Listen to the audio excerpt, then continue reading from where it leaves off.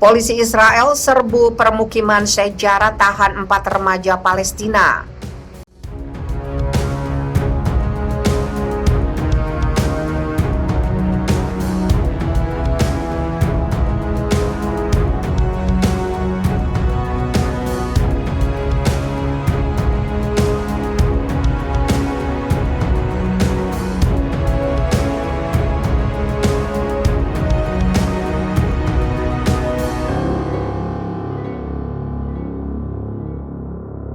Polisi Israel menyerbu pemukiman sejarah di Yerusalem Timur yang diduduki pada Selasa malam dan menahan 4 warga Palestina.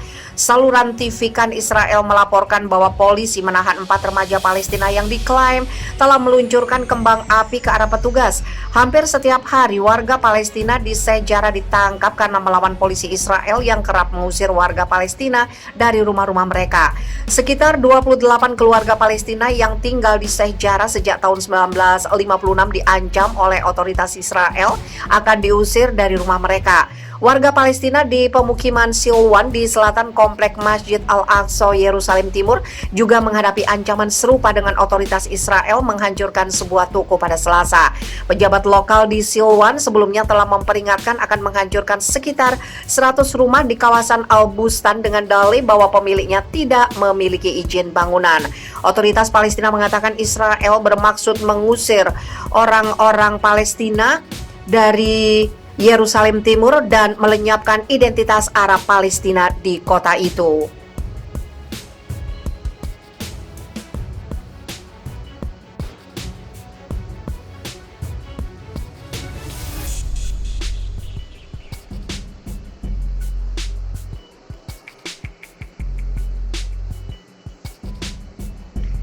Gak manusiawi motif Menlu Israel perdalam hubungan dengan UEA usai pembantaian Gaza dipertanyakan.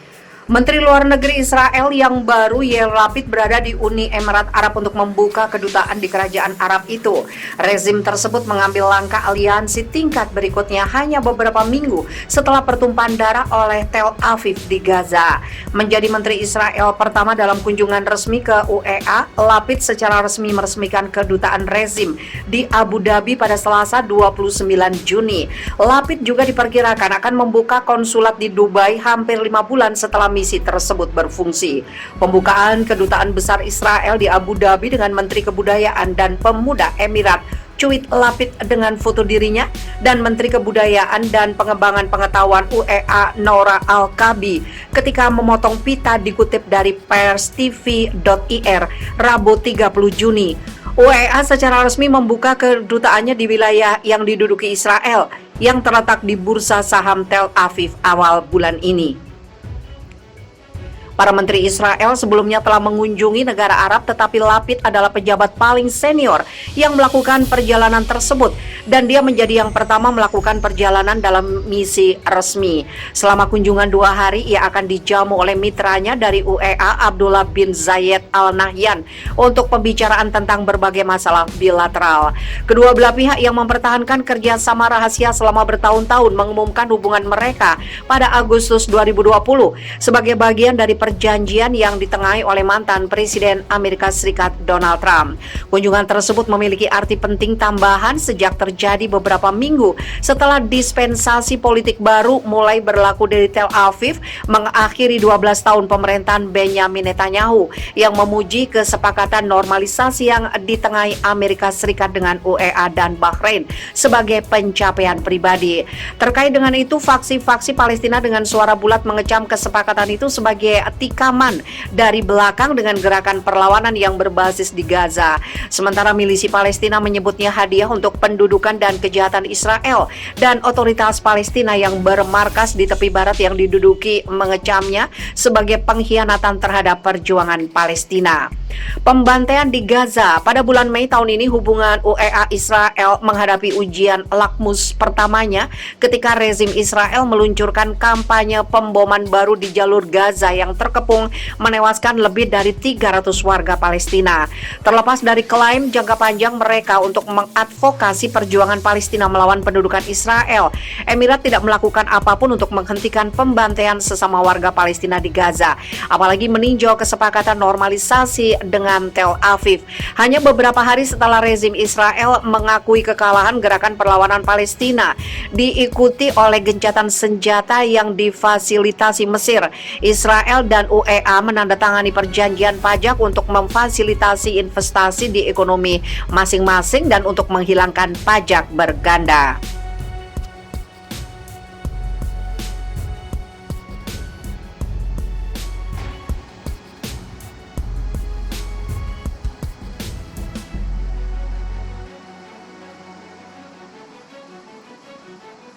Polisi Israel dan warga Palestina kembali bentrok akibat penggusuran di Silwan. Polisi Israel dan warga Palestina kembali bentrok akibat masalah penggusuran permukiman warga. Dikutip dari kantor berita Reuters, kali ini penggusuran di kompleks Silwan, Yerusalem Timur yang menjadi pemicunya. Warga setempat merasa aparat Israel telah bertindak semena-mena dengan mengusir mereka tanpa kedudukan hukum yang jelas. Bentrokan tersebut tidak ayal menghalangi penggusuran yang hendak dilakukan aparat Israel. Mereka hanya berhasil menghancurkan satu bangunan, per berita ini ditulis. Sebuah toko daging bernama Rumah Potong Harbi Rajabi yang tidak jauh dari lokasi Masjid Al-Aqsa. Adapun sebanyak 13 orang mengalami luka-luka. Ada 14 keluarga yang kehidupannya bergantung pada rumah potong tersebut. Kami tidak punya cara lain untuk menyokong keluarga kami, ujar Basit, pemilik rumah potong Harbi Rajabi, Selasa 29 Juni. Pemerintah Israel menghancurkan Harbi Rajabi dengan bulldozer yang mereka bawa. Adapun Harbi Rajabi adalah salah satu dari 8 properti yang dijadwalkan Israel akan dihancurkan sesegera mungkin. Israel menyatakan ke-8 bangunan tersebut berdiri secara ilegal dan akan diubah menjadi ruang terbuka hijau. Untuk angka total, Israel sudah mengeluarkan surat perintah penghancuran dan penggusuran untuk 20 bangunan di Silwan.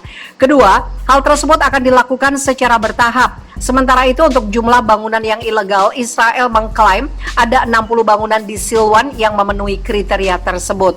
Warga Silwan membantah pernyataan Israel. Mereka mengatakan sudah puluhan tahun tinggal di Silwan, bahkan sebelum Yerusalem Timur diambil alih negeri bintang Daud itu pada tahun 1967.